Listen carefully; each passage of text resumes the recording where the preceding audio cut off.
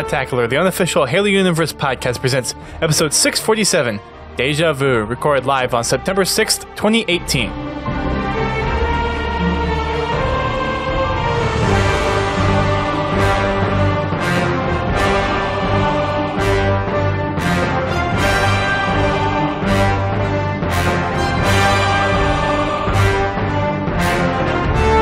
Hello everyone, and welcome to Podtacular, the unofficial Halo Universe podcast. I am your host, Duststorm. And I'm your co-host, Godzilla T. And after about 30 minutes of troubleshooting, we are finally live, back from PAX, at least for me. I didn't go. No. Because I'm broke. Well, and there was no Halo there, so. That's true. There was one piece of Halo gear at the Xbox booth, but that doesn't really count. Doesn't actually qualify for the purchase.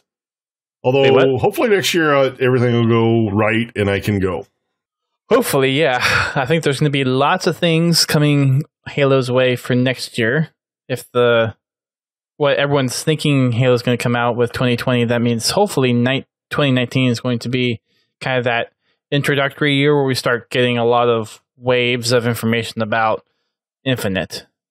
Yeah. We'll have to see how that goes. I just hope we get something between now and the ramp up for Infinite. Because if not, it's going to be quite the dry spell. Like news-wise or like other... Like game-wise, honestly, I really don't care if it's another top-down shooter. Just something. What? I don't know if they would have anything in the pipeline for that. I mean, I guess it would be kind of cool. I don't know if Fireteam Raven counts for them as, hey, this is a new Halo experience or whatever, but... Well, I mean, yeah, it does, but your average Joe isn't going to run down to Dave & Buster's every day to play Raven. Especially not when it costs about $25, $30 to play every time. I still need to go and actually play through the whole thing, start to finish. I need to go play it, period. Although I have watched, there's been several people that have recorded the entire campaign and, put it up on YouTube, and it looks really good. It looks like it's a lot of fun. I wish there was some kind of way you could actually record that in not a cell phone video format, get a direct dump of it or something. Yeah, if they had a HDMI port you could plug into or something. Yeah, some kind of even if you had an integrated, capture device or something, and you had a USB that you could plug in, and maybe it would start going. I don't know.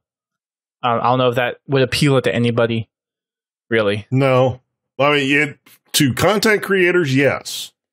Your average Joe, I doubtful, because most people aren't wanting to drag a laptop and a capture card there to capture gameplay. Well, even if you did, I don't think they would have HDMI ports out, and you'd have to capture two screens. Exactly. Or there would have to be something in the back end that would condense that down into one, 4K video, and even then you have to have a really fast USB to hold a lot of that storage. So yeah, it's a cool idea. It's not. I guess not. It's not that practical, no. Yeah, because 8K worth of video, right? No, not technically. Well, each 2 4Ks. Yeah, I guess it would be 8K. Yeah, it's not double that way. It's just double the pixels. So yeah, 8K worth of video, which is a lot of bandwidth. Yeah, a lot of bandwidth. Yeah, if they were going to do or make that something available, they would. The most we could probably see is a way to attach a capture card to the machine.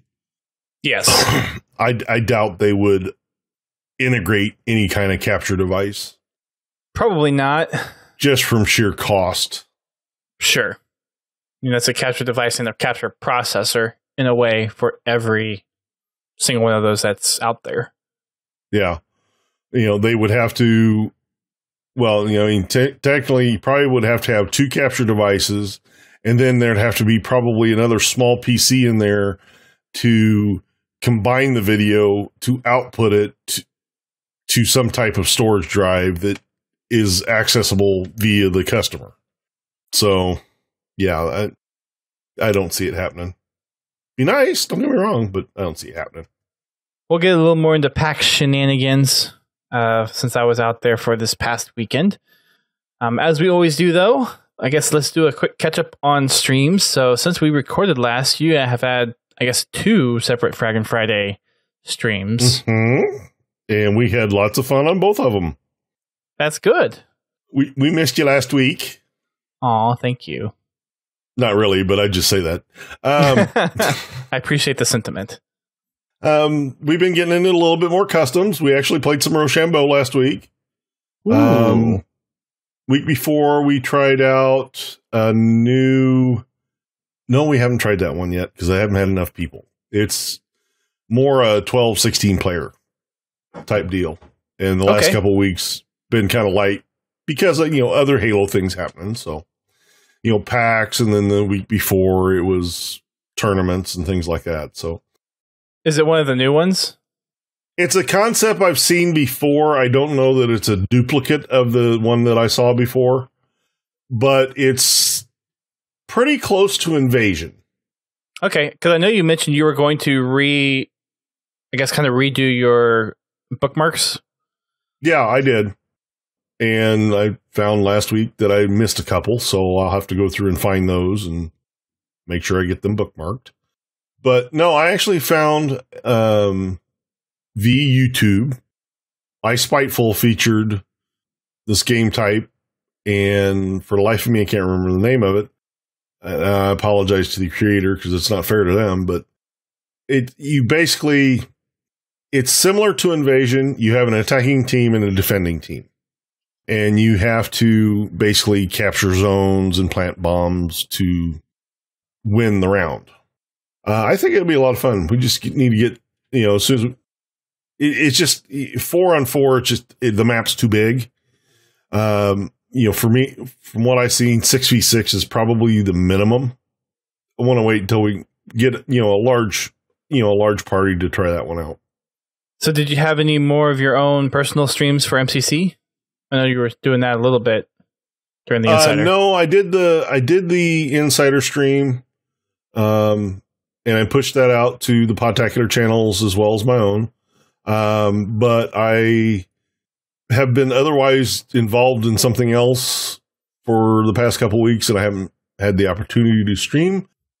But I have an idea that I've been working on that I have to talk with Dust on. So maybe there'll be some more MCC in the future. Cool. Any Achieving Halo stuff?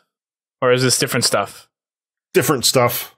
Okay. A lot of it's different games and personal stuff that I've been having to take care of. Very nice. Every once in a while, I do need to kind of back off of Halo for a little while. Sure. This last Friday, I unfortunately let the game get under my skin, and I got really frustrated.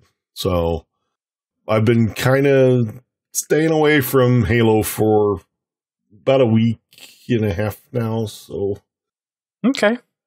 Just to try to let that cool off. But one thing is, if the lobby wants to play MCC on Fraggin' Fridays, let me know. And we can do it. We'll put up a poll after the podcast. You can hit me up on Twitter, hit the Podtacular account, and let us know if you guys want to run an MCC night on Fraggin' Friday. Let me know. Like I said, it's lobby's choice on what we do. We can do anything but Halo 3. As you realize, half the community's probably favorite multiplayer is Halo 3. Okay, there will be limits to Halo 3. Okay. Sounds good. So for my streams, I haven't really been streaming at all. There is a couple of reasons for that. One, being in PAX, so I didn't have a chance to stream this past weekend, and I just got back late Tuesday, so I wasn't even back in time to stream our campaign stream with the wife. There's also the Tuesday before I was packing, and by the time I had some free time, it was already getting too late because when she's teaching, she needs to be in bed kind of around 9 because she has to get up at like 5:30 in the morning, which is pretty dang early.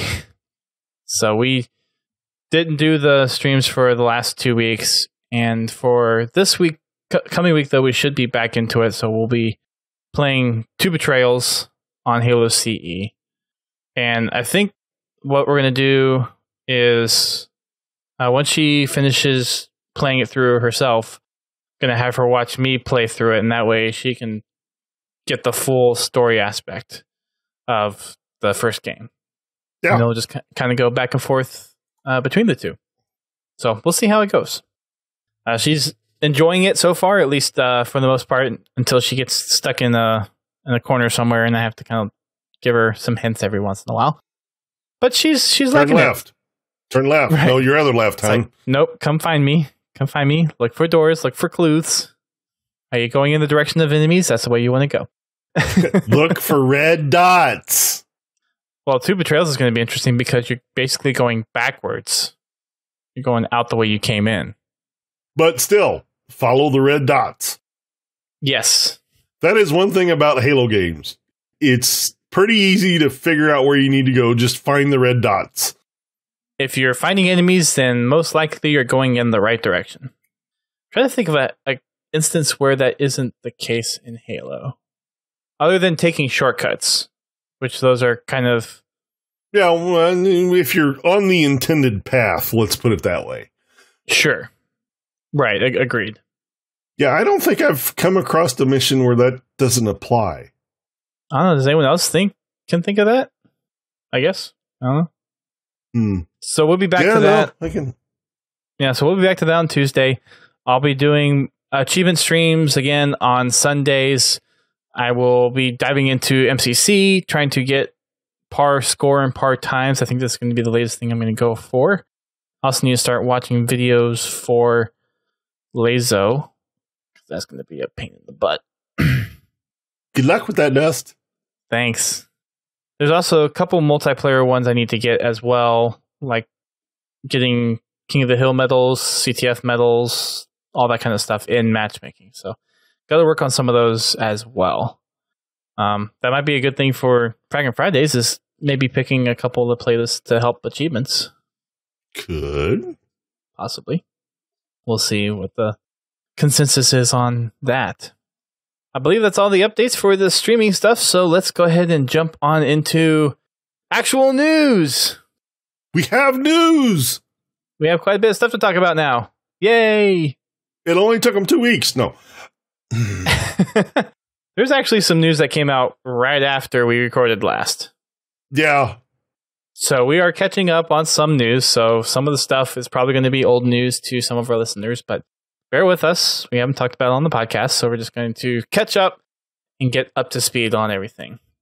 Diving off on the thing that came out right after we recorded the show, maybe this was it right before the show or right after the show, I can't remember, but Halo has their own Discord now, and it was an interesting launch, needless to say. Lots of people coming out of the woodwork and lots of people getting banned really quickly. That does not surprise me. It has since calmed down quite a bit. I think for the most part, all the conversations have been civil. There's not nearly as many bans going on now. The mod chat is now just the mods talking amongst themselves. And there's plenty of other resources in there. They have plenty of voice channels for general discussions, HCS viewing, fire teams, squads, all that kind of stuff. I believe I think they are partners, so discord.gg/Halo, I believe will get you there. If not, just check social media and you can find it. There's over 6,000 people on the Discord right now, I think. You can see. Nope, never mind. I thought it was a lot bigger than it is, but it turns out it's... Well, let me see who's offline. I'm trying to see what the count is. Well, it probably was there before the banhammer started showing up. Well, there's 2,300 online. I'm not seeing who's offline. Maybe there's just too many people in there for it to say. Regardless, there's quite a lot of people in the server. Mm-hmm. So, if you want to stumble on in over there, then be their guest and go ahead and take a look at it. There's actually quite a bit of people talking constantly. It's probably every 5 seconds there's a new message in one of the channels somewhere. So it's active. And at least people are now kind of civil and level-headed and aren't being stupid. Yeah, pretty much. So yeah, check out the Halo Discord. There also is support sections over there. So just like Twitter, forums, Reddit, you can look for help over there. They also have some places that they'll post if there's service outages or whatever. So it's just another way that they're trying to engage with the community, which is pretty nice. Spartan Chatter over in our Mixer chat says he's jumped in over to the voice channels from time to time, and it's nice to be able to talk to other Halo fans. Haven't done that yet, but I need to, just whenever. There's no one on there right now, actually, which is surprising. I usually see people in the voice channels, but there's not anyone over there at the moment. And yes, Spartan Lazo sucks. But I want to get the achievements, so it's going to be a long road. A long and windy road. Yeah, I think last time I actually made a laser run, which was in Reach, it took me 2 hours to complete the level. Oh, that's just one level. That's just one level. It's pretty difficult. Yeah, I had to, well, nice thing in Reach is if you were quick enough, you could load the last checkpoint and you're okay. Yep. You know, as long as you were fast enough that it didn't register your death and restart the level. So there was a couple of times during that I did that, and then I went and hid somewhere and took a break. I wonder if that actually would work on MCC. Might have to give it a try. I don't know. I don't even know if it gives you the option to go to last checkpoint. Only one way to find out. Yep. Okay, moving on into our first article. That's So Raven. Nice Disney series throwback there, Grim. This article is focusing on Fireteam Raven because this article came out about 2 weeks ago and is going over the timeline and some of the backstory behind the members of Fireteam Raven and a little bit more info on the Covenant and the Flood, mostly for people that are kind of new to the scene.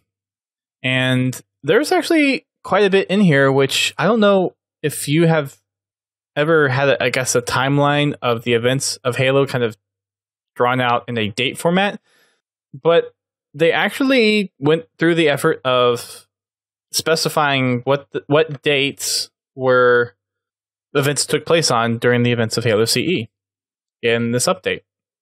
And I don't know if I've seen that anywhere before. Not outside the books, no.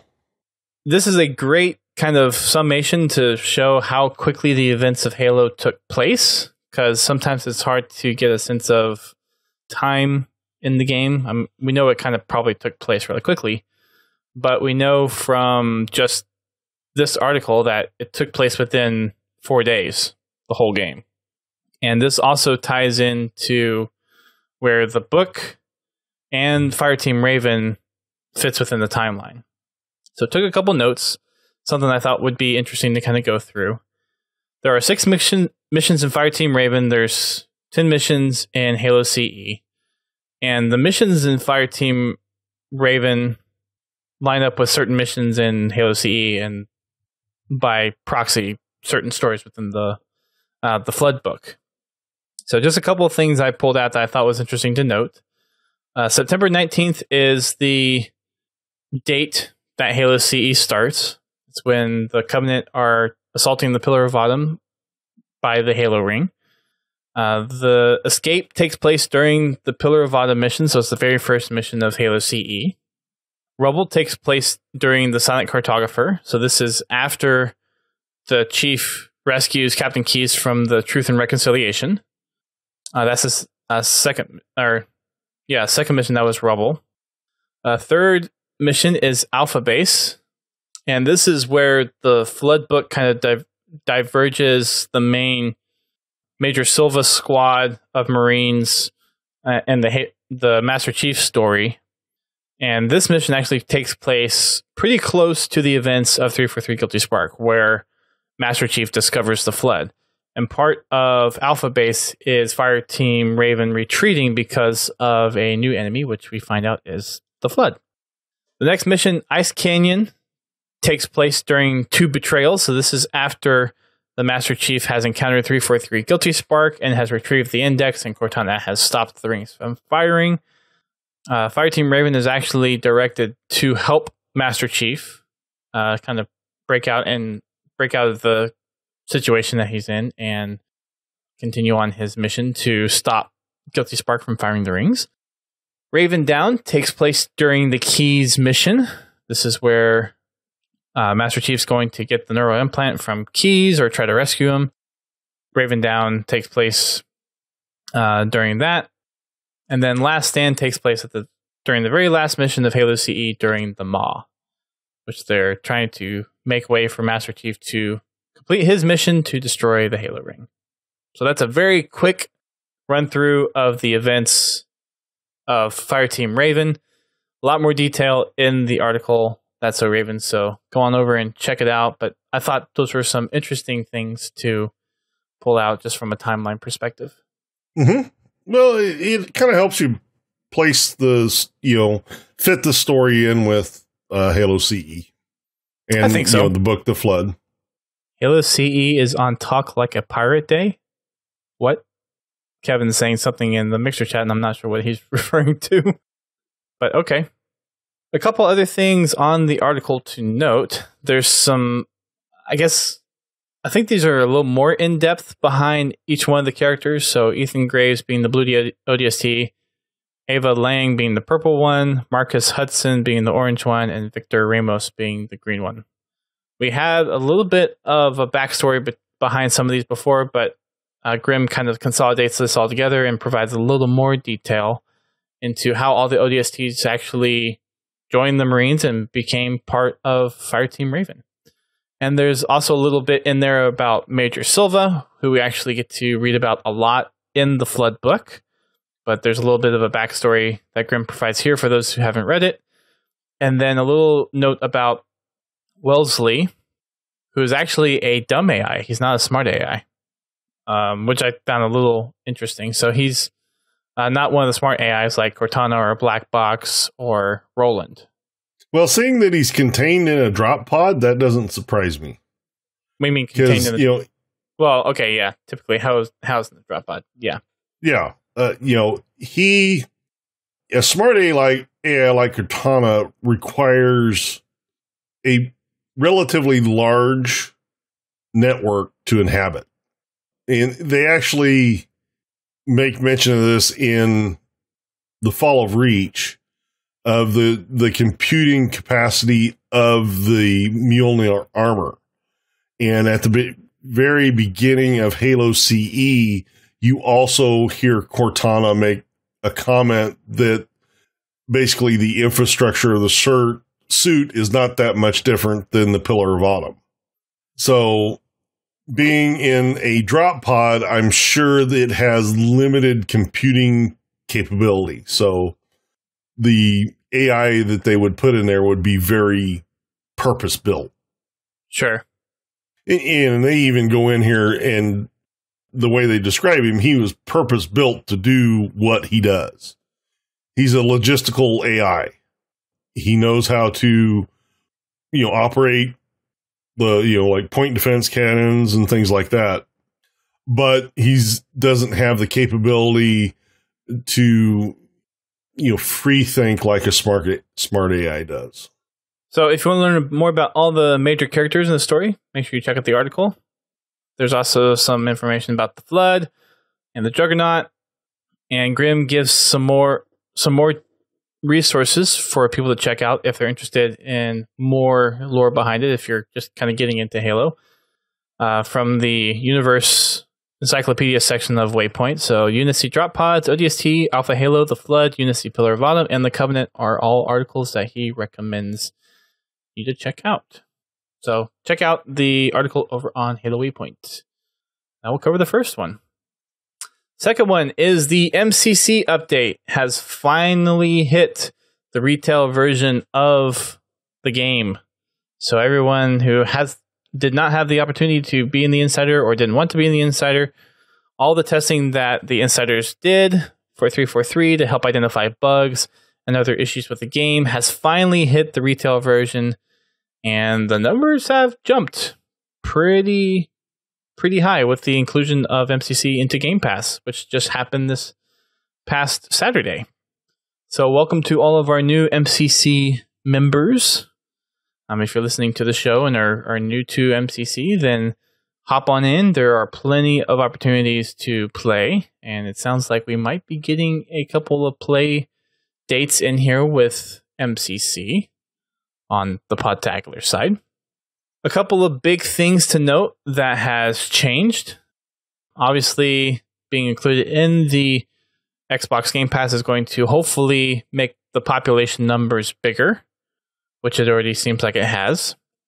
There are enhancements for Xbox One, including content updates that will get things up to 4K, not necessarily 4K in all circumstances, but up to 4K UHD. And there are HDR and SDR video settings that you can play with in the Halo MCC settings menu. Matchmaking has been significantly improved. Matches are happening within seconds. Actually was matching up with Green Skull for a game right before coming onto the podcast today, and we were matching up probably within 3 seconds. But it was also restarting the searches a lot quicker. Like we were searching for, I think, maybe about 20 to 30 seconds before the game restarted the search.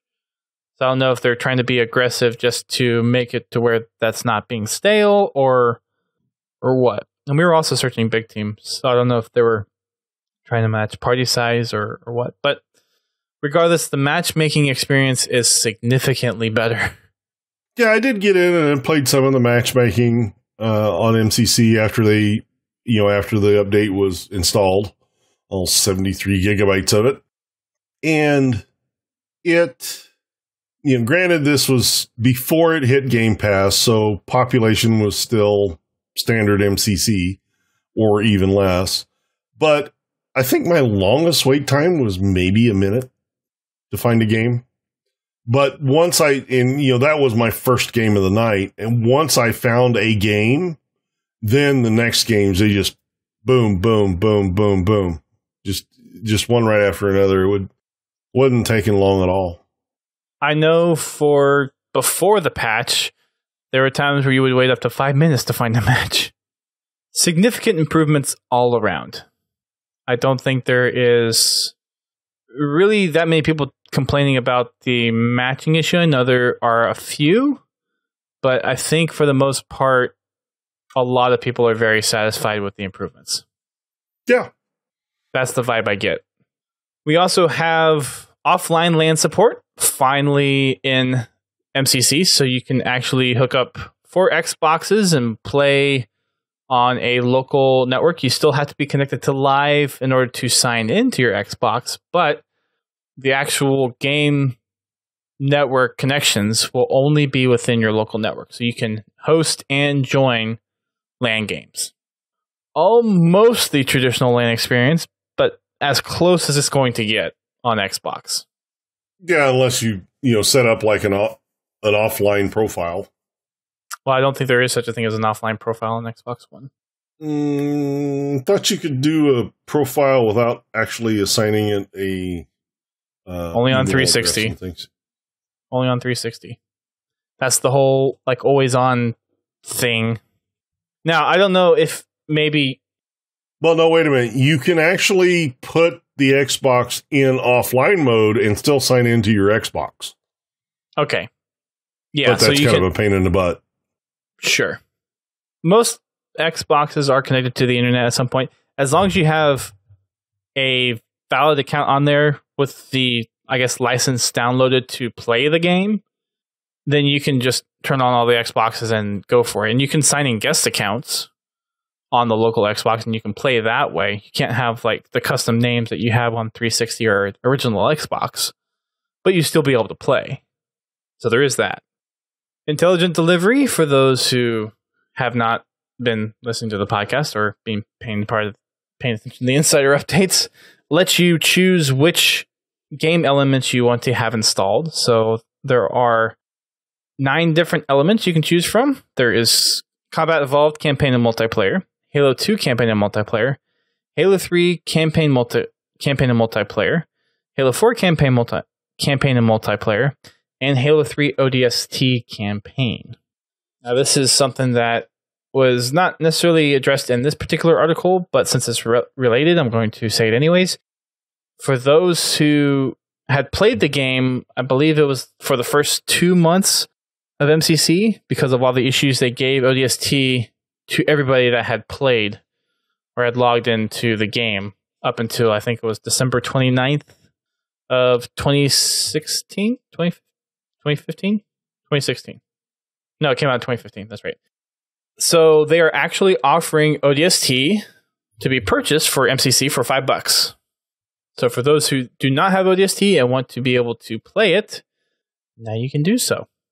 And I don't have the link handy, but I'll make sure I add it into the podcast post when I find it. So that's cool. Hopefully a lot of people will get in on that. We also have a couple of audio and text language options. There is a list of different language options that you can select from for both text and audio. So that shouldn't be an issue anymore. Faster load times in general, not just on Xbox One, but across original Xbox and Xbox Slims, kind of improving their content delivery system within the game. Updated menu, which is one of the first things that they showed off. It's now a vertical menu on the left side instead of a horizontal kind of flow down menu than it was before. And the menu is a lot snappier. It reacts a lot more quickly now. Yes, much quicker. A whole lot quicker. The ranks have been cleared because of all the playlist changes that they have made. And the current playlists, I checked this before we started the show. I actually did something ahead of the show for once. More playlists are going to be added, but the current set of playlists right now are Big Team Battle, Halo 3 Big Team Battle, Social Slayer, Team Action Sack, Halo 3 Lone Wolves, Halo 4 Team Arena, Halo 3 Team Arena, which is ranked, Halo 2 Anniversary Team Arena, which is ranked, Halo 2 Classic Team Arena, which is ranked, Halo CE Team Arena, Halo 3 Team Doubles, which is ranked, Halo 3 Team Hardcore, which is ranked, Halo 2 Classic Team Hardcore, which is ranked, and Halo CE Team Doubles, which is ranked. Quite a few playlists, and there is the one Halo 4 Team Arena playlist in there for those that were not happy that there was not originally a Halo 4 playlist being offered, but there is one, so every game has a playlist. Community feedback stuff. They're taking feedback for the MCC update on 3 different threads. So there's a campaign thread, a multiplayer thread, and a miscellaneous thread in the forums. You can also sign up for the Halo Community Feedback Program by going to aka.ms/HCFP sign up. That's Halo Community Feedback. There's the recently released, or I guess made public, Discord server. There's still Twitter and subreddits, and then they also have opened up a Trello page, or have made it public, and that's where 343 themselves are tracking or identifying and tracking issues and looking at feature requests. So you can actually go and see what they're working on, and for some of them you can see updates to what they've made. So take example, this known issue, game crash unlock workaround. So there's description and there's ways to resolve it. This one particularly is something with ODST. So a little thing to note, if you are updating MCC and you were actually one of the ones that have ODST beforehand. There's a 10 meg ODST, I guess kind of like authorizer token type of thing that you have to have installed before you can start MCC. So even though you might be updating MCC first and then might have the ready to start, unless you have that ODST file, it will actually crash and will not start. So that's one of the workarounds that they've identified, and you can see other things that has been reported by the community that they maybe have workarounds for, or maybe they have seen the report and they're logging it, and it's something that they're going to work on and provide updates to. So that's something that is worth checking out. As part of the people that participate in the Insider program, they are working on some custom nameplates.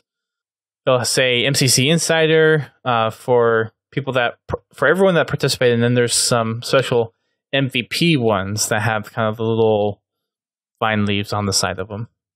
So for everyone that was involved with the MCC Insider, you get to show a little flair if you so choose.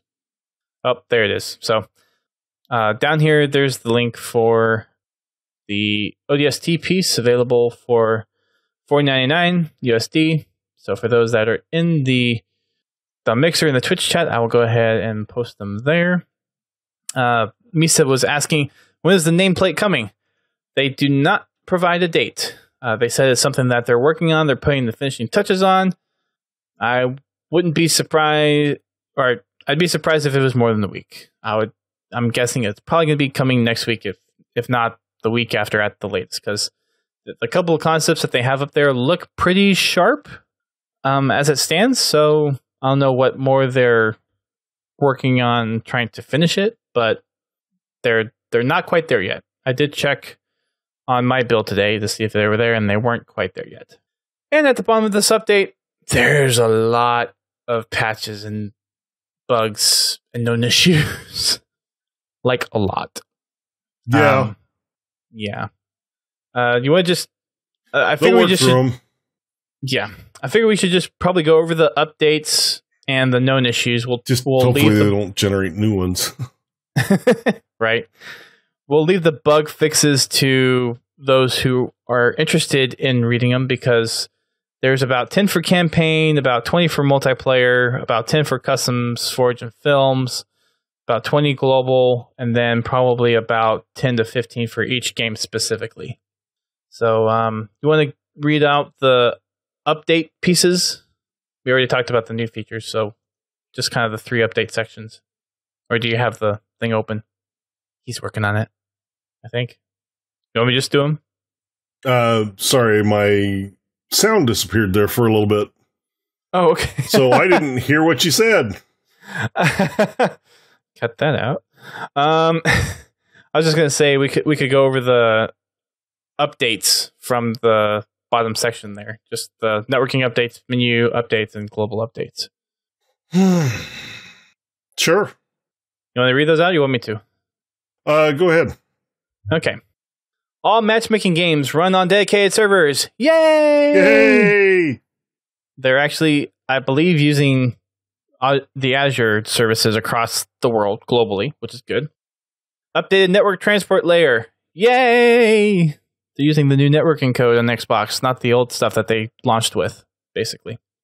Round-to-round matchmaking, which means you do not have to rejoin your party or restart matchmaking. It'll just start you into the next round of matchmaking.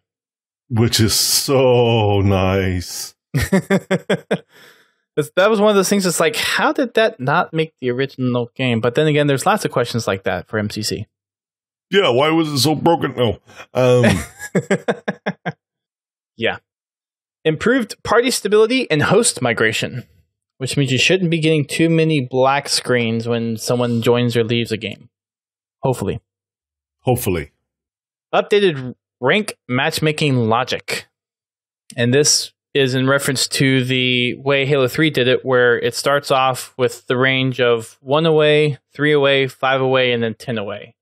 And it will go no more than 10 away of your rank in matchmaking. So that's good. So, yeah. Hopefully it's better than what Halo 3 had. Well, it's almost modeled exactly out of the Halo 3 Yeah, because I was playing people that were definitely more than 10 levels above me. Not as often as in Halo 2. So I think there was something in Halo 3 where if it took a long time to search within that 10 range, it just searched unlimited. And I think that was an update that was made later on when the population size dwindled, if I'm not mistaken. Yeah, no, this was the first 6 months of the game. Oh. I had that problem throughout my time playing Halo 3 and my time playing Halo 2. Although in Halo 2 it was a lot worse. There was multiple times I was put up against 50s. And these are games that were searched and found in under 30 seconds. Were these social games or ranked games? And did you also... Actually, it was worse than social. So there was also an option in Halo 3 to either find games quickly, balance it between quick and skilled, or find games that were targeted skilled, but that might take longer. Yeah. I always picked the skill. Interesting. Yeah. I had issues with it. Granted, like I said, it wasn't as bad as Halo 2, so it wasn't every game. But I was still always coming across... I would probably get at least 1 to 2 50s a night playing. Which, I mean, it was fine. I just, I would go post up in a corner and just take kills wherever I could get them. Taking and pot stay shots. the hell away from them. But I hope they've refined the code to where that does not happen. And honestly, I don't really care what the population is. That shouldn't happen. The only other thing I could think of is if he was a 50, like 50 was his max rank, and for some reason you were seeing the max rank instead of his playlist rank. That's the only other thing I can think of. Which displays the playlist rank right there on the screen. Yep. So it's kind of hard to miss. Because I think the service record is where you see the max rank. Right. I don't know. But I don't know. It's hopefully it's better though. Like I said, hopefully it's better now. Yes. With the additional computing power that they're throwing at it, I think it'll be a lot better. I certainly hope so. But if I start seeing 50s, then I will probably start doing something different. Yeah. I mean, anymore, I actually play ranked playlists because it's a fairer game. Yeah. It's a more evenly matched game than playing social. Yeah, ideally. Well, in social, rank isn't weighted as heavily. The player's skill on each team doesn't factor into the match as much as it does, well, like it does in ranked play. Sure. I see what you're saying. So, it does try to balance the teams. So if you've got a high-ranked person on one team, it tries to put a high-ranked person on the other team to try to balance that out. The problem is I'm always the one that finds that high-ranked person on the other team. Because I spawn in front of them and they kill me, and then they move to the next spawn and I spawn there and they kill me, and it just gets frustrating. Yeah, I can imagine that. Well, this next one should also make a lot of people happy. Join in progress for custom games. Yay! Like it should be. Dedicated server optimizations and LAN enablement. Onto the menu and UI updates. New title screen. New main menu. Options refresh. Network settings, audio settings, controller settings, message of the day updates, and HDR, SDR settings. Global updates, load times, and texture streaming optimizations. Basically means everything loads quicker. And campaign playlist and save bug fixes. And then that's good. Bug fix. I can't say that really fast. Bug fix, all that stuff. They called the exterminator. I'm sure there's a lot more bugs in that game, though. Yeah. But it is very playable now. A lot more so than it has been. It's a lot more stable than it has been in many years. Well, than it has ever been. to be truthful. Me personally, the only time I really had issues with it was whenever I was recording an achievement run, because the achievements would decide not to pop. Oh, that sucks. And, finding a multiplayer game. Most of the other bugs that the game had either didn't bother me enough that I noticed them, or I just flat didn't have them.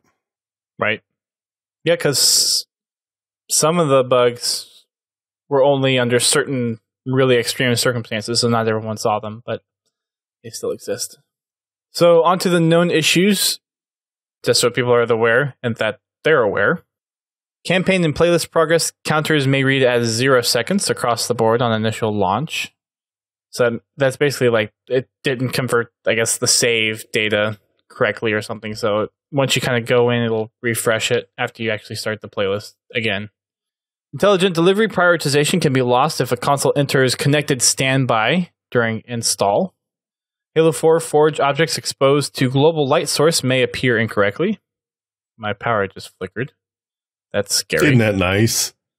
Well, at least my router and my computer is on ups.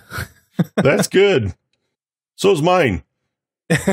Yeah. But if the whole block goes down, I'm still screwed. Our main distribution node is on the same power grid as I am. Oh, fun. So if the main line goes down, it doesn't matter if I got UPSs. My computer will stay on, but there still won't be no network. Yeah. That happened to me a few months ago. I was in the middle of transferring my computer into a new case, and I'm about 10 minutes into it, and the power for the whole 5-block area goes down. Oh, no. That means no internet, no nothing. No lights. Right. Luckily, I had lights hooked up to my UPS, so I still had light to work by. And I had a battery-powered floodlight, so nice. I was able to get it put back together. And hopefully the power came on soon after.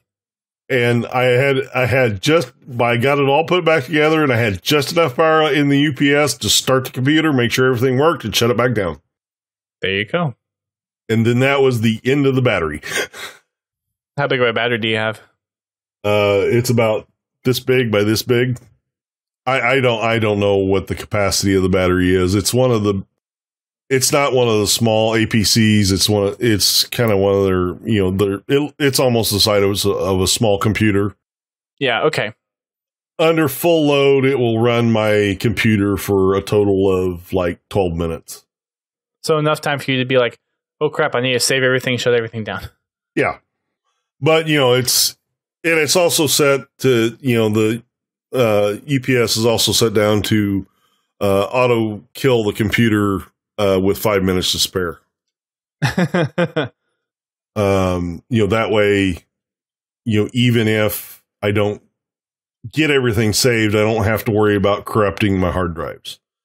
Yeah, I need to probably install the USB piece to a computer and then have that be a central place to send shutdown commands to everything. Might be a good thing to see if I can do that with my Raspberry Pi. That's for another day. Going down the update list still, we got some career stats do not update until the title is relaunched. Okay. Not too bad. Not too bad. Corrupted install can occur through intelligent delivery installation. No, they just didn't fix that, I guess, fully, did they? That was one of the things that the insiders were trying to test, and I guess they kind of nailed down the majority reason of why it happened, but I guess it still can happen. Maybe just not as often. Aim sensitivity feels faster in the update compared to previous MCC retail. So probably like controller sensitivity detection, that kind of thing. I did have to go through and readjust my sensitivity because it was a lot different. Well, you might have to reset it again after they fix whatever that is that's broken. So just remember what you changed, I guess. Oh, it'll be pretty easy because I changed them all to be the same. Oh, very good. Players idling in match are not always automatically removed from the game. Seen that.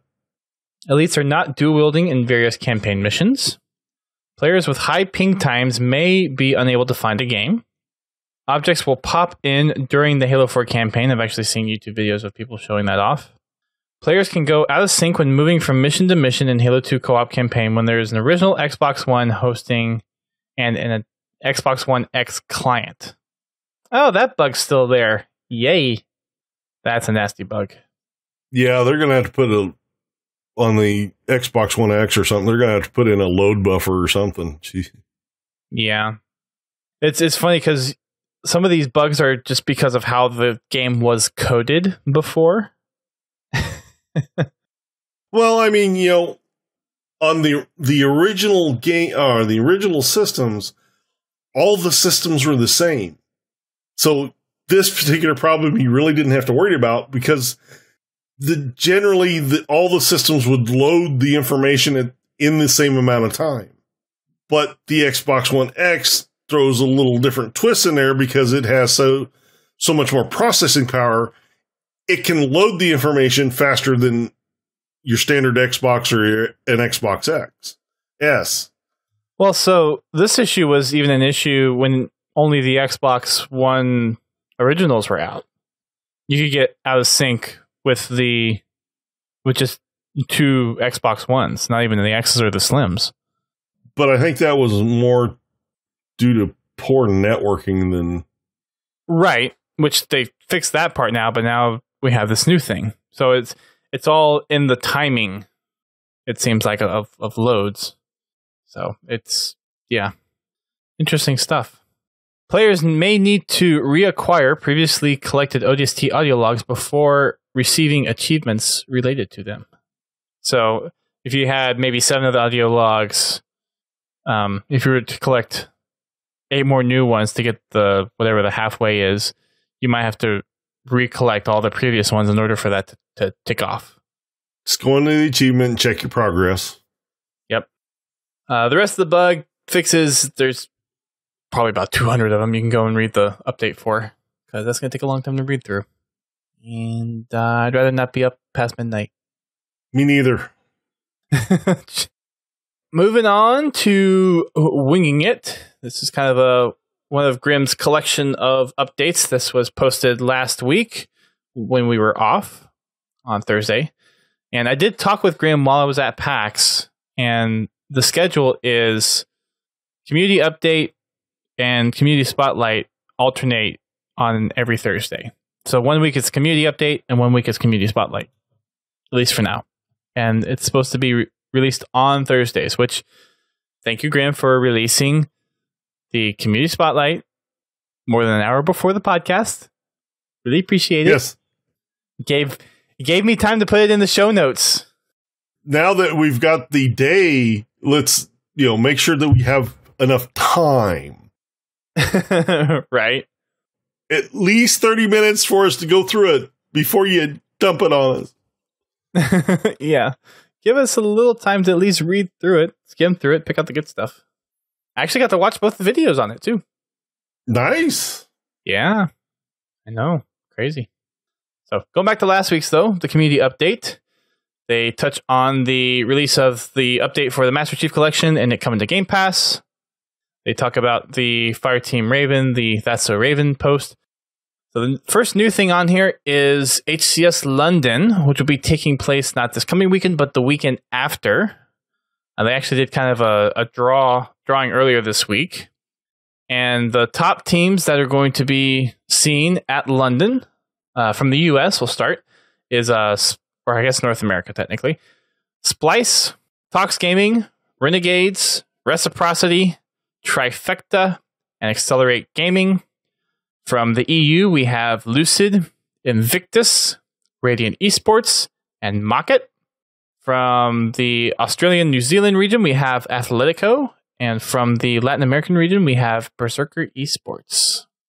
And I'm going to give a shout out to our friends over at Bad at Halo Show, Mr. Tasman himself, and the folks over at HCS Pro Talk, who touch a little bit more in detail, especially the HCS Pro Talk guys, on the HCS.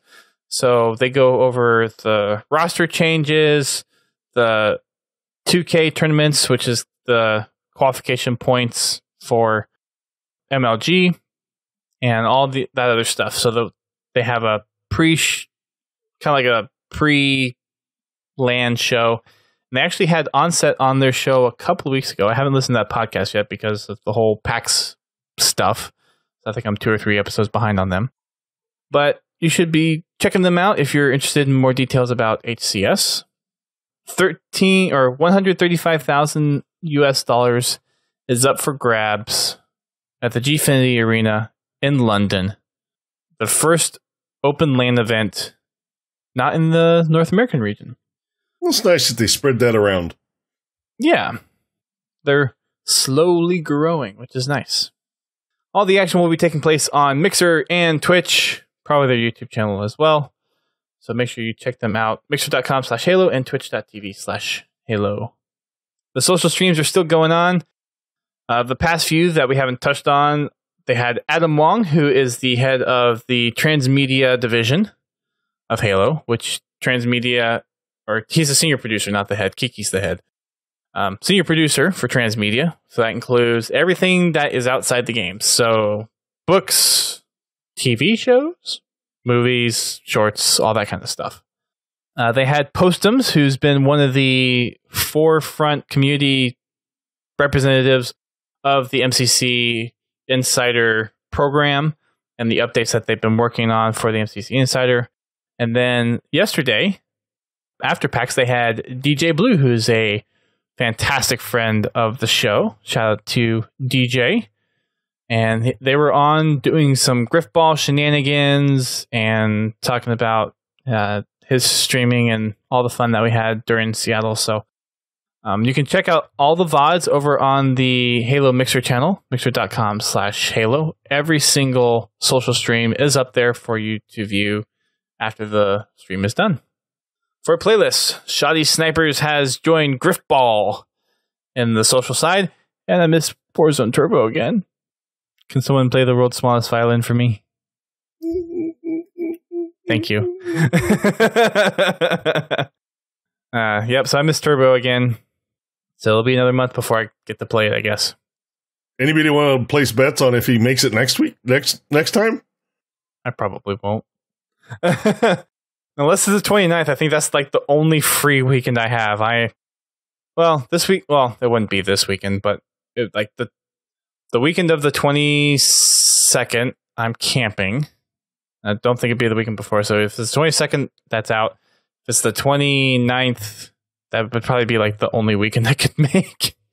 If it's for September, be my guess.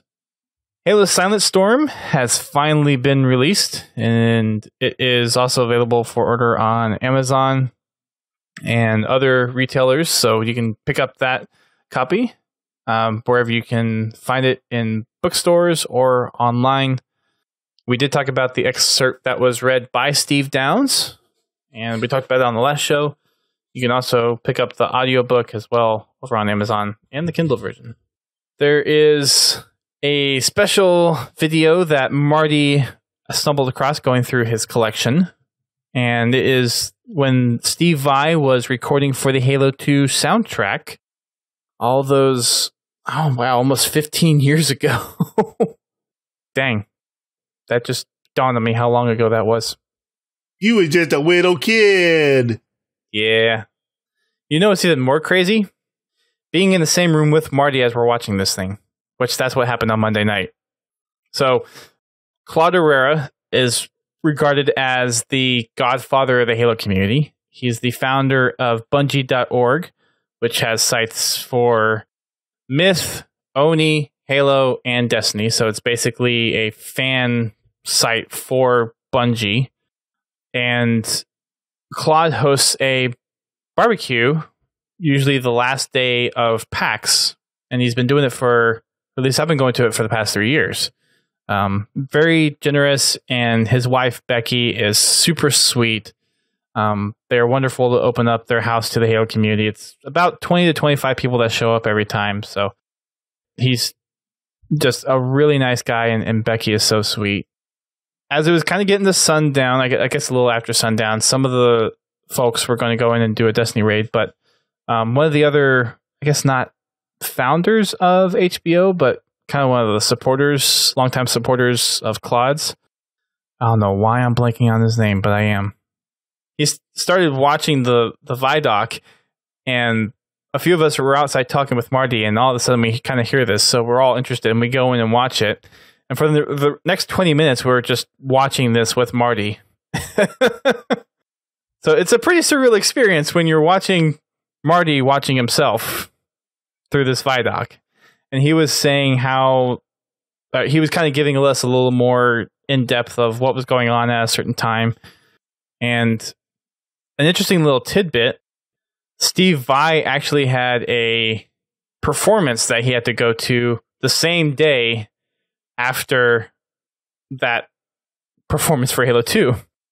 And Marty was apologizing, saying, I'm sorry you had to do all this before having to go out on stage. He's like, no, it was a great warm-up. So we got warm-up material for the Halo 2 soundtrack. Nice. Yeah, just hearing him warm up would be awesome. There is a little part in there at the very beginning of, I'll call it a Vidoc, of him kind of warming up a little bit, but then he just kind of jumps straight into this. And it's so cool. And I think I mentioned this on the last show that we recorded together, but it's so cool to see how much of the like original takes, like there weren't any retakes pretty much for anything that Steve Vai was playing. It was just like, this is a piece and okay, they're adapting it and they're taking it. It's so cool to just see. It's like, no, this was all like first time go. Just he was going with what his head and it just worked. Yeah, flawlessly. It works really well. Yeah, really, really surreal experience being in the same room as Marty and like, oh, okay, this is happening. And that was actually the first year Marty was at the barbecue. I wouldn't be surprised if he's there next year. I know Marty probably doesn't listen to this, but if you are, it was cool to hang out with you and hope to get to hang out with you more in the future. Pretty much wraps up the Winging It. There's one other little community spotlight, which kind of will lead us into the community spotlight for this week. Grim did shout out Halo Fans for Life 6th Annual Land Stravaganza that took place about a month ago, a little less than a month ago. So giveaways, food, pizza, all that fun stuff. So shout out to Halo Fan for Life over there. And moving into this week's community spotlight, we've got quite a bit of artwork. We've got a couple of videos. We've got some pretty cool cosplay reveals, Halo spotlight screenshot type of stuff, and something special at the end. So we'll get to that in a moment. Artwork. Lots of pencil drawings I've seen cropping up lately. There's looks like 3 of them in this set, which is pretty cool. There's a watercolor drawing of the Halo CE Chief. There's some Mega Bloks pictures. That's kind of just a still shot of the elites or the Arbiter protecting the Kaidans, however you say that.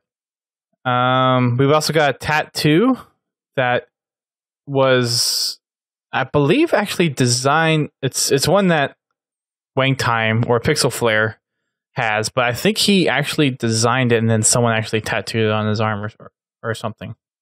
I actually got to see that one in person, and then Grim said you should tweet that out, and then so he did. So it made the spotlight pretty quickly. Some Warthog stuff. I'm not sure what the Tycho thing is on there, but the next one is someone doing cosplay of Master Chief, and it is a really legit suit. I think that's probably, this is done by Catherinda21. I'm guessing that's how you say it. And this is probably the best Master Chief that I've seen. It does look really good. Yeah. And a bunch of screenshots in the background, I guess it's was kind of green screen, but it's a lot of iconic Halo backdrops.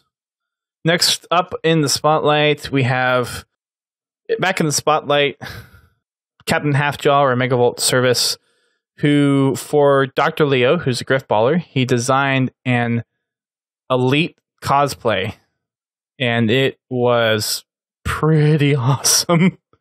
Yeah. Everyone was kind of blown away by it. And so it was made for Dr. Leo, and Dr. Leo is the one actually in the suit.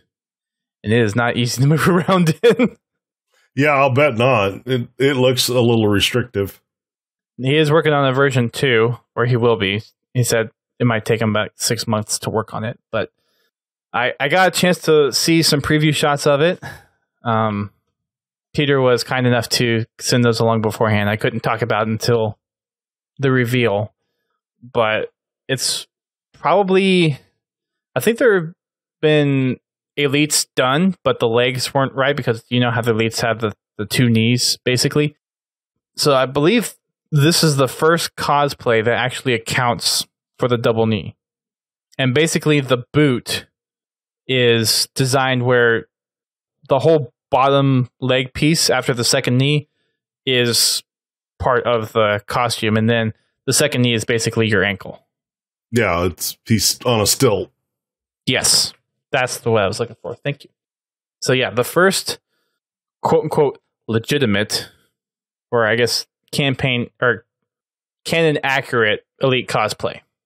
Yeah, I've seen other costume makers do a similar trick by putting themselves up on stilts. You know, like when they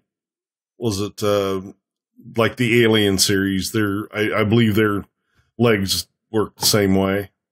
Yeah, you know, they have that double knee, or the knee that bends the wrong way, put that way. And it's really more of a elongated foot type deal. Yeah, but it's really cool how they do it, and it makes it look legit. Yeah.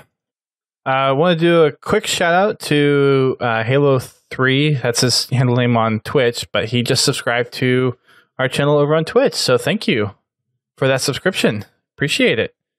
Welcome to the fire team. Yeah.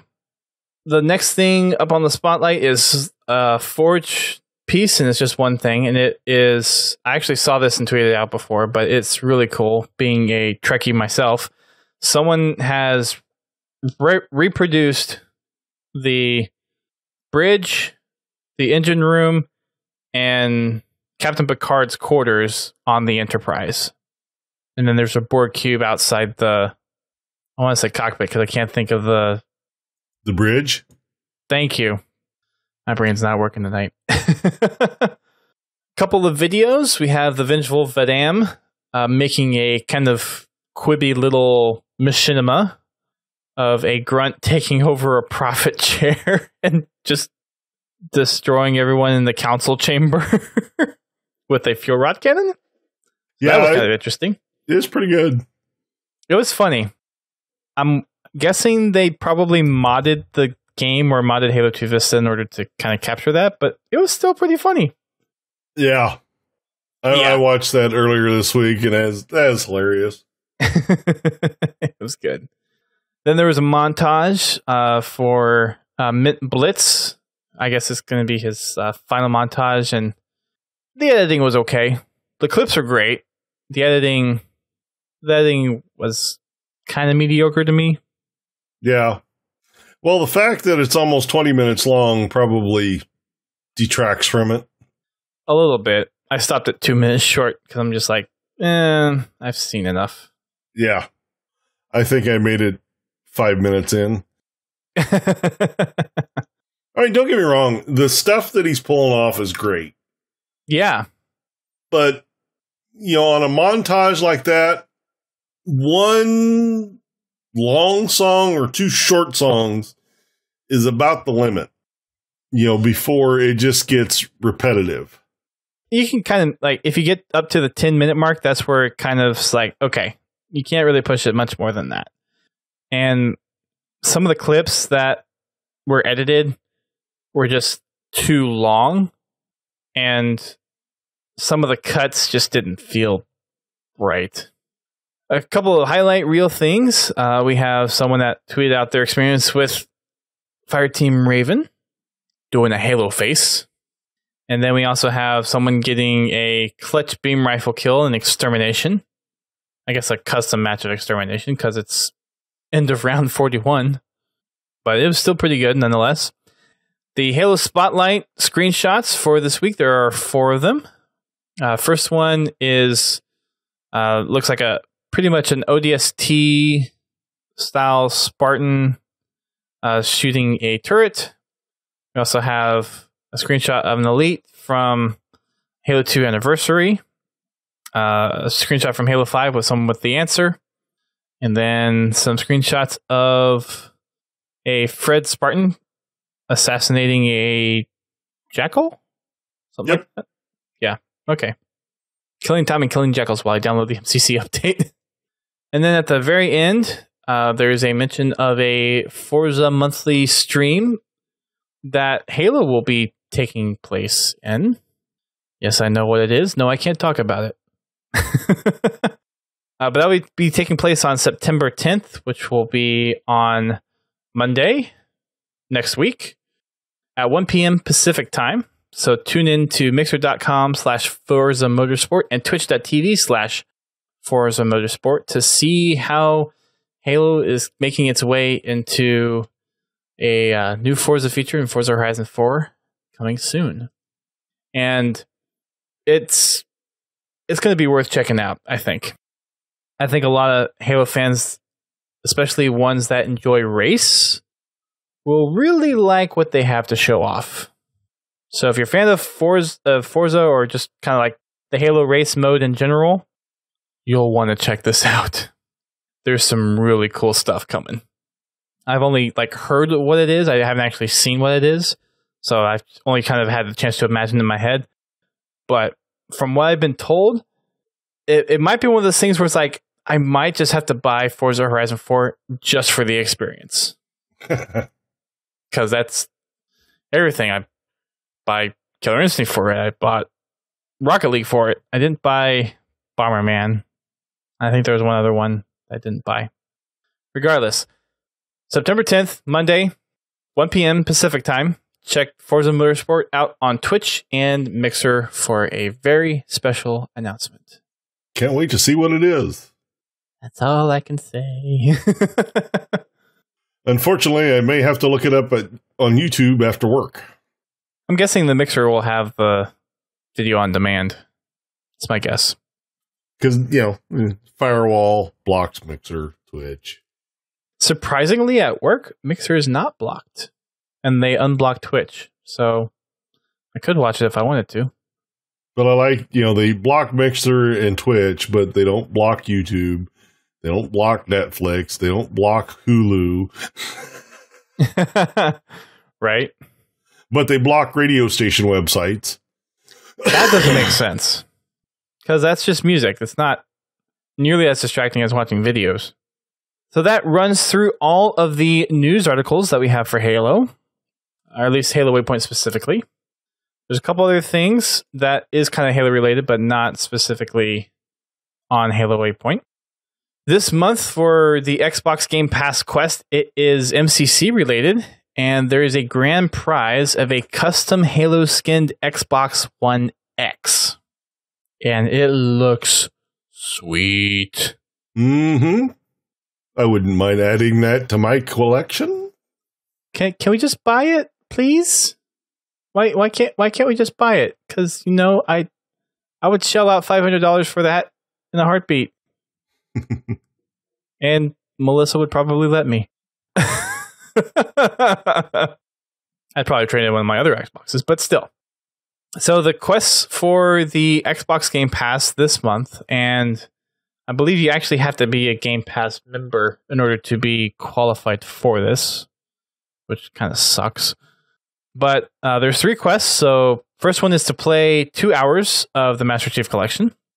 Quest 2 is to complete 5 new achievements in the Master Chief Collection. And Quest 3 is to increase your gamer score by 50 points. From what Sketch mentioned on Twitter earlier, if you have completed all the achievements on the Master Chief Collection, then Quest 2 is marked as complete. You won't have to worry about that. So you just have to play 2 hours of Master Chief Collection, and then that'd be like the only requirement other than having Game Pass to be eligible to win the Xbox. It would be cool if you could just buy it, though, 343. You would have a lot of Halo fans that would buy it. Just saying. Yeah, but then it wouldn't be as special. I know, but still. You never know. There could be a Halo Infinite box. Yeah, but the rumors on that is going to be is on the next console, not the X. Yeah. Well, the next console... It's 2020, supposedly. Our consoles are supposed to be able to play the new console games. Correct. It's just the new console will have the hardware. Right. Yeah. I'm going to see what deals there are come the holiday season and see if there's any bonus for trading in an Xbox One original for an X. Because right now, I believe for GameStop Pro members, you get $200 credit for Xbox One originals to use towards any like upgrade purchase, or I think it's just credit, and then you can use the credit to buy an Xbox One X. So basically, be able to get one for $300, and I'm guessing during the holiday seasons there's going to be a bonus, like maybe an extra $50 or something else. So I'm hoping once the holiday season comes around, I can just take my original Xbox and trade in for some credit and get an X out of it, and that way I can hook it up to my 4K TV. Yeah, I won't be trading in any of my Xboxes. I'm definitely not getting rid of my Halo 5. I'm not getting rid of my X. The only other one is my Day 1 edition, and I'm going to hang on to it too. So, well, that's the one I have, is the Day 1 edition, but there's nothing special about the Day 1 edition Xbox other than the controller that came with it. Otherwise, it's just a normal Xbox One. So, like, if it had Day 1 on it, then I would be more set in actually keeping it. But since it doesn't, I don't really care. And it's a 500 gig hard drive, which is limited storage anyways. I have 12 games on there and it's full. It is what it is. I will likely trade it in, though, come the holiday season. Very, very likely. Well, eventually I'd like to put, my collection of Xboxes on display. That's why my 360, so I don't know if people can see it in the back of my room. Actually, my head's kind of in the way at the moment. Up in the top right corner of my bookshelf, I have my Halo 3 and Reach console, and they're kind of in the dark right now. There's lights in them, so I can, whenever I actually get that thing set up, I can turn lights on, and then they can shine in the background. Actually, what I was thinking about doing is setting them up and then finding some small monitors, like 6 or 10-inch HDMI monitors, and have, the game screen loaded on that as a backdrop behind me for each console. Like, Halo 3, have a Halo 3's loading screen up there. I still have one of my original Xboxes, put the Halo's CE loading screen up there. Same for my Reach console. That's kind of cool. So you just turn the Xbox on for like that day, and then you just load the game in. Yeah, very cool. Just kind of as a neat little background. Yeah. So there's the Halo 3 ODST Xbox. There's the Reach Xbox, the Halo 4 Xbox, the Halo CE Xbox, and the blue Halo 2 Xbox. Mm-hmm. The original green one and the blue one are probably ones I will never be able to afford. So the green one you can actually find on eBay for like $80. Really? Oh, yeah. That's changed then, because the last that was 2-3 years ago when I bought those. Yeah. The last time I looked, which was probably 6 months, they were about $350. Oh. I guess the market has changed a lot since then. But it could be that there was just a limited supply at that moment. Possibly. Yeah, could be. But my next collector Xbox is going to be the Halo 4 Xbox. I got to find one of those. I wouldn't imagine that would be too difficult to find. Well, I'm kind of picky about it. I'd like to find one that's still sealed in the box. Ah. Because I want the box, too. It's a nice box. The Reach box is a cool box. Except the movie. I still have all the boxes for my collector consoles. I've got the one the Halo 5 box came in. I've got one my Scorpio edition came in. I've got my Reach one, and I've got. I think I still have an Elite box. Oh dang!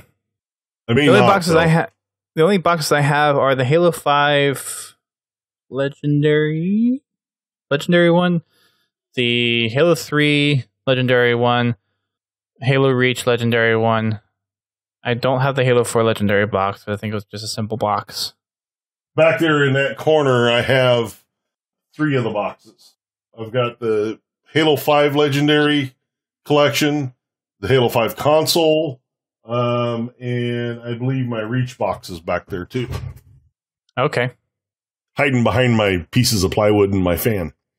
Very nice. Which are strategically placed behind my head.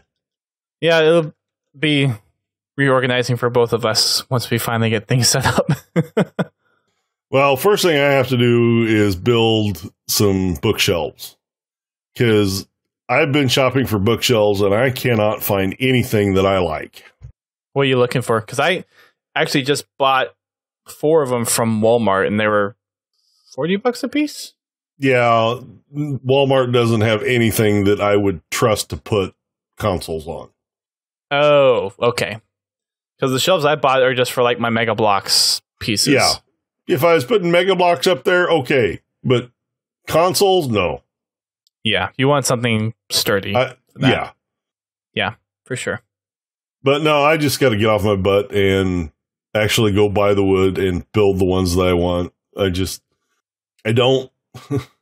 The only thing I have a problem with is finishing wood. I'm not a big fan of actually applying stains and stuff like that. It can be a little tricky. It's one of those future projects that I just need to get off my butt and do. I took a big step towards being able to do that tonight. I've got a old Ford pickup that has been DOA for the last 10 years ish, and I made it run tonight, and because I had to replace the engine, and I got the initial break-in done. So now that it's running, it can be moved without having to find somebody to push it, right? Or find somebody to drive it while I push it. There's nothing like pushing 3 tons of steel around your driveway. Yeah. That's not fun. And if you come by one of my personal streams and you ask, I'll show you the first start fail. Fair enough. A couple of other things to touch on for tonight. There is the Spirit Halloween sweepstakes for Halo. That's still going on. They're still accepting sweepstakes entries. So if you head on over to, what is it? SpiritHalloween.com/ or SpiritHalloween.com/sweeps. You can enter to win $10,000 in the Halo sweepstakes. And if you register, you can get 20% off a single item from Spirit Halloween. Nice. Yeah. It's pretty nice. You enter in, they win 10 grand, and you also get 20% off a single item. And it's good for, I believe they have probably the Master Chief costume stuff, and I'm guessing Cortana? Maybe? Yeah, they don't have, I'm pretty sure they don't have their Master Chief costume in my size. I'm checking now to see if they do select. Nope, it only goes up to extra large. And I'm pretty sure that extra large probably wouldn't even fit me. Yeah, that extra large is probably a large for most people. Costume sizing is always just a little bit off. Just a little bit. Just a little bit. Yeah, I got all pumped up and I was going to go buy me some t-shirts from the Halo store. And they had one t-shirt that was big enough to fit me. Aw. And I didn't even like it. That's unfortunate. So, Halo, bigger shirt sizes. Please. You talk to James, Nick, and John about that. I mean, you've got plenty of big guys that work for you. Bigger shirts. Yeah. I didn't say fat. I just said big. Bigger. Yep. I know what you're talking about. There's also... Me, I'm fat, but no. I'm fat too, so it goes around. There's also, at Spirit Halloween, since I'm kind of searching, plasma pistol, plasma rifle, and energy sword that you can get as well. Cool. Yeah. I might actually buy the plasma rifle and the plasma pistol and the sword. And they're just decorative pieces. They're not functioning or anything like that. They're just props. Something neat. Yeah, something neat to just set on the shelf. Yeah, for sure. So again, spirithalloween.com/sweeps to enter in for 10K.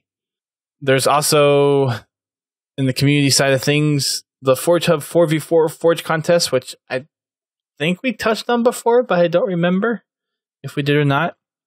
This is a 4v4 forging contest, which has $500 up for grabs.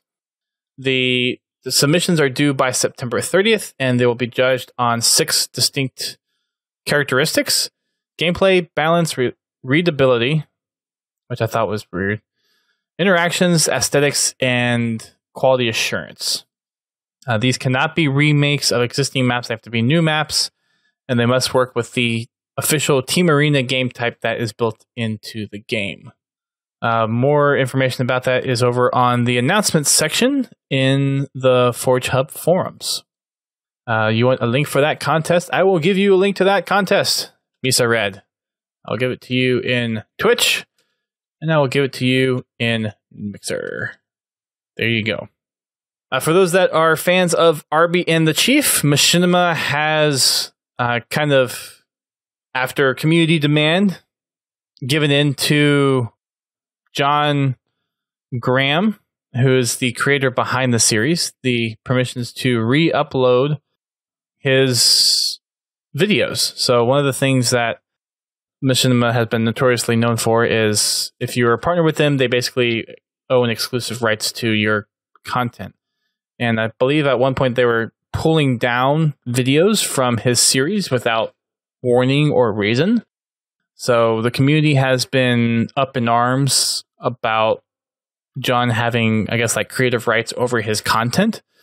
So they finally caved in and they've cleared him to re-upload his videos. So fans of Arby and the Chief will have a place to actually watch that. And in the tweet, it sounds like he said that they're allowing him to re-upload it to Machinima, I guess. He says, re-upload Arby and the Chief to my channel. I don't know if he's talking about his YouTube channel or if he's re-uploading to Machinima. I'm hoping it's YouTube. Yeah, I think what the deal is he's going to re-upload them on his own personal channel. On YouTube channel? Yeah. Okay. That's good.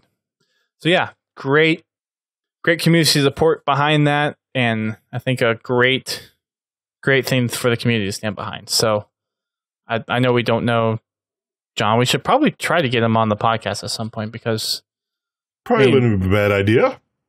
It's a pretty well-known series. Yeah. I guess I might try to reach out to him as a potential guest and see if he wants to maybe give him some time to kind of some breathing room or something, but probably would be good. Let things settle down a little bit. Yeah. Sorry, I'm listening to my cat crunch on his dinner.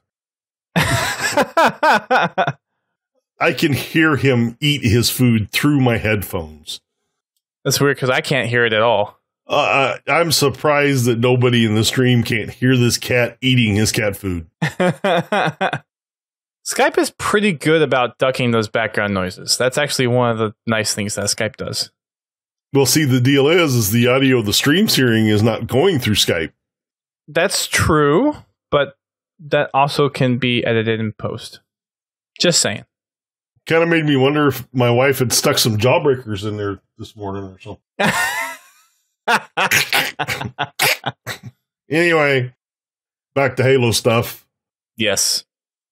So, congrats, John. I know you probably don't listen, but in case you do, it's awesome to see the community rally behind you and get things done to make sure that you have maintained creative right over everything that you've worked so hard on. I really enjoyed watching the episodes. I haven't watched them in a while because I kind of lost track of them, but I will definitely hunt them down again and watch them. Likewise. For the Loot Crate, more delays, as many subscribers to the Halo Loot Crate are very familiar with at this point. And they have not announced a new theme either, which is kind of odd because they usually have been very on top of announcing the new theme. So what's the dealio? I don't know. No idea what's going on. I'd kind of be interested to see the numbers on the Halo Crate and really see how good or bad it's done. We haven't gotten an update about that in a while. I know after the first year, they said that they actually got more subscribers than they were anticipating. But to your point, maybe people dropped off for the second year. Maybe like people bought the first year and they weren't happy with it, so maybe the second year wasn't as good. Yeah, I don't know. Be interesting to see what happens with it. I hope they continue it because it's kind of a neat way to get some Halo gear without spending a fortune. Yeah, I personally like it because they advertise it's over $60 worth of stuff for $35, which take it with a grain of salt, but typically the t-shirts they put in there, they're good quality t-shirts. I mean, they're not the cheap ones that, you get at concerts and stuff, that they give away. These are decent t-shirts. My wife loves them. I can't wear them. They're too small. Which I believe you actually talked to Loot Crate about that, right? Need bigger sizes, people. Anyway, I understand they have to keep costs down for those crates so that they can actually still make money on them. But yeah, the t-shirts have been good. The little bits of lore that they put in them have been really good. Reading those classified files is really entertaining. The box art is absolutely crazy when it comes to the inside of the boxes. Some of the stuff isn't the highest quality stuff, but it's kind of neat. I like my grenade coffee mug. I have my grunt in my grenade coffee mug. Aw, very nice. I figured plasma grenade, grunt, they probably go together. Yeah. I couldn't get him to hold it, so. I haven't figured out how to display the box art or what I want to do with it. Because a box really... It's oddly shaped, so... and the you can't really put it in a frame and hang it on the wall. No, and even with the odd shapes in the box, the whole shape of the box is used, so you can't just cut off pieces, or else it looks even more weird than it does if you're just putting the flat box on the wall. So trying to visualize how I would do that. I mean, I guess I have a couple walls I could try it on. I could put it on my wall that I'm thinking I'm putting my armory on. Could probably do that. But that's just one of those okay, what the heck do I do with this? It's cool art, but it's not very convenient. Well, it wasn't designed to be displayed. But it's cool artwork. I know. Currently, all my boxes are still holding their contents minus the t-shirts. Mine are sitting underneath the futon. They're all flatly laid out, and they're down there. Yeah, they're back there too. Matter of fact, you can see one of them sticking above my head occasionally. Is that the stack? That's the stack, yeah. It actually used to be taller than that, but somebody decided they wanted to climb it. Oh. And I came home and found it in the middle of the floor one night. That's good. You saw that person over my left shoulder there a little bit ago going crunch, crunch, crunch, crunch, crunch. So, yeah. Boxes with art don't work too well. No. Last thing I have on the show notes is just to remind everyone to check out the HaloHub.com. I recently included a stats tracking mechanism and leaderboard for the duel mechanic. And Virgil is vicious. Virgil does not mess around. I even reworked the logic behind how it determines the wins and whatnot. It's still vicious. It's Virgil is not the Virgil forgiving has not type. been kind to me lately. I think out of the last 10 or 20 tries, I've gotten 2 wins. I think Virgil hates everybody. I don't know what. So, long point down the road, my plans for Virgil regarding dueling is to integrate in with your stats on Waypoint and then use your KD average to kind of weigh the outcome, whether it's going to be a victory or a defeat. Oh, then I'm never going to win. I said weigh it, not necessarily dictate it.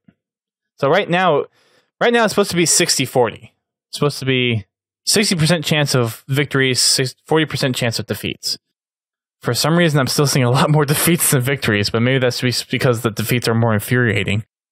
Regardless, looking at that as being one weight, but then looking at like the types of kills, like how many vehicle kills you have, how many power weapon kills you have, how many standard weapon kills you have, all that kind of stuff, and maybe like legendary medals or mythic level medals, and have that kind of weigh the outcome that Virgil gives you. So there's still randomness involved with it, so you could still get power weapon kills if maybe you're more heavily favored towards vehicle kills and splatters and that kind of thing. But it's just a little more kind of customizing Virgil to be more relevant to your playstyle based on your statistics. I have to admit, really long out, but it's a goal. Virgil definitely has weighted himself towards splatters.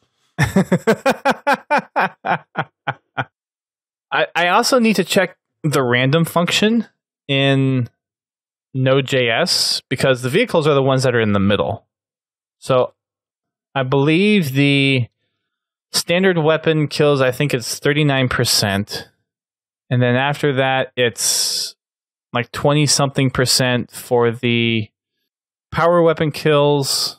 I have the source code here that I'm looking at right now. 40% for standard. Oh, there we go. I got a light rifle kill. There you go. There's a Sorry, standard Misa. So standards are 40%, power is 25%, vehicle is 20%, legendary is 10%, and mythic is 5%. And that all adds up to 100%. So victory and defeats are dictated separately, separately from what kind of victory or defeat. So victory or defeat is determined first, and then the category is determined second in the current iteration of Virgil. So that's a long time down the road type of thing. The other thing that I'm looking to implement shorter term is a community calendar. So people will be able to submit events to tournaments, contests, forages, looking for groups, regular streams, open lobbies, that kind of stuff. And then mods or admins can approve it. And then it'll basically be a community calendar that Virgil can keep track of. There'll be a daily digest and a weekly digest of them, and it'll also tie into a website. And that'll probably take me about 2 or 3 months to create, possibly more. Probably and then we more. get to redesign the Podtacular website, right? So I talked with South. He was the one I originally talked with 2 years ago about redoing the site. And he actually wants to redo the site. So we're actually going to talk probably this weekend or next weekend. I've already given them some ideas on what I want to do. We might end up moving away from WordPress and going towards React, which is a JavaScript-based content management system instead of using WordPress. React can also use the WordPress backend and just use the API to display it. So we might not have to totally get rid of WordPress, but it will give us more power to do some custom stuff in the the display layer. So that is something that we are going to start pushing heavy in the next couple of weeks. Well, good. Yeah, so we just need to brainstorm on, okay, he needs to capture my requirements of what I want the website to be and how I want it to function and that stuff, and then he can start modeling it in React and come up with some prototypes. Sounds good. Yeah.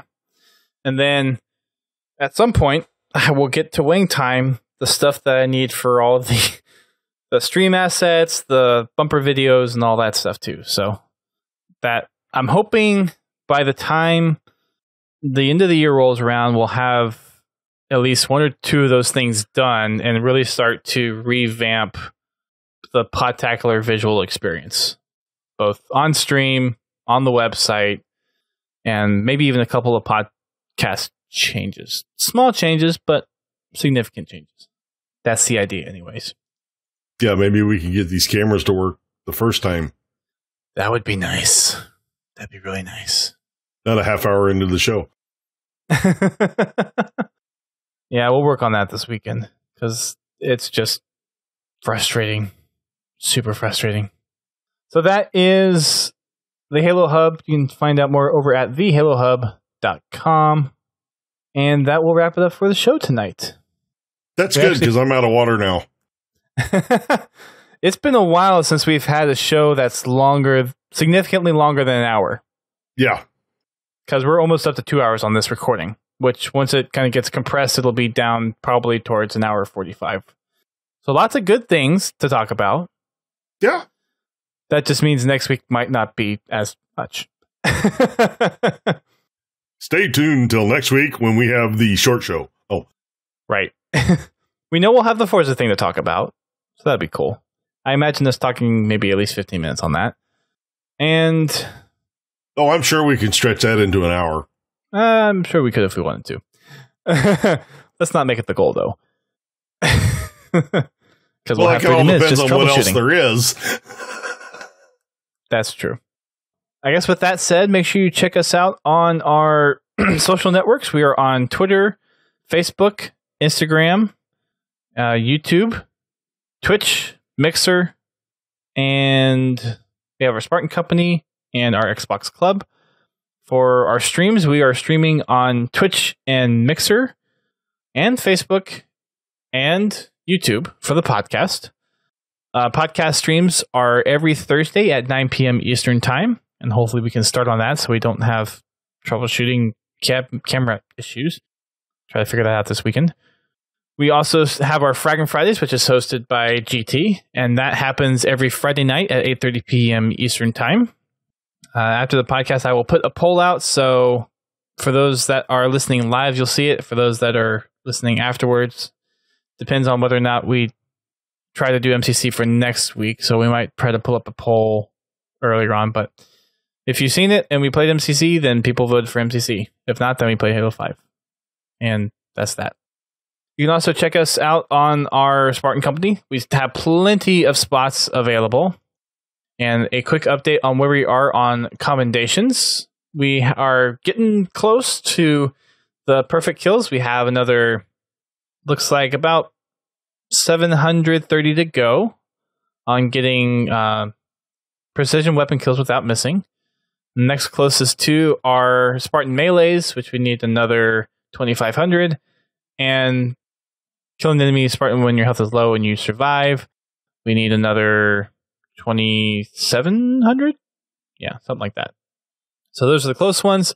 And then the ones all the way at the bottom are the two that we always love to talk about, killing Marines and shoulder bashes. So there's a quick update on our Spartan Company commendations. You can head on over to podtacular.com/company to request to enlist. And I think we have 18 or 17 slots open. So plenty of space for you to join up. Also, make sure you check us out on our podcasting network. We're part of a network of gaming-specific shows, which includes Guardian Radio, Critscast, Podcast 76, Work in Progress, and How to Murder Time.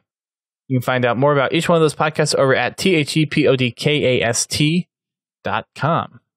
Another couple of streams I have on Tuesday, streaming campaign with my wife, going through the Halo C campaign. We'll be playing Two Betrayals this coming Tuesday. And I have my achievement streams that I will be restarting on Sunday. That I'm going to do something on MCC. I don't know if it's going to be par score or par times yet. Those are still two of the collections of achievements I need. So I know those are going to be pretty easy to get. So that's what I'm going to focus on for the time being. GT, did I miss anything? If you did, I missed it too. Okay. I finished Glasslands. Good. I'm on the 2 more to Thursday go. war.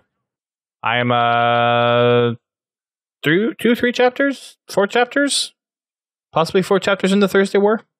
Yeah, I'm 4 chapters into another Sandstorm. book. Thanks. Hey, I'm making progress though, so there is that. Albeit slow progress, but progress nonetheless.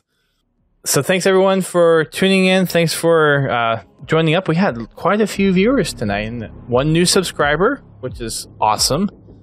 And a few new follows. So thank you everybody for tuning in. We will see you all either on our remaining streams throughout the rest of the week, or if not, then we'll see you back here next Thursday.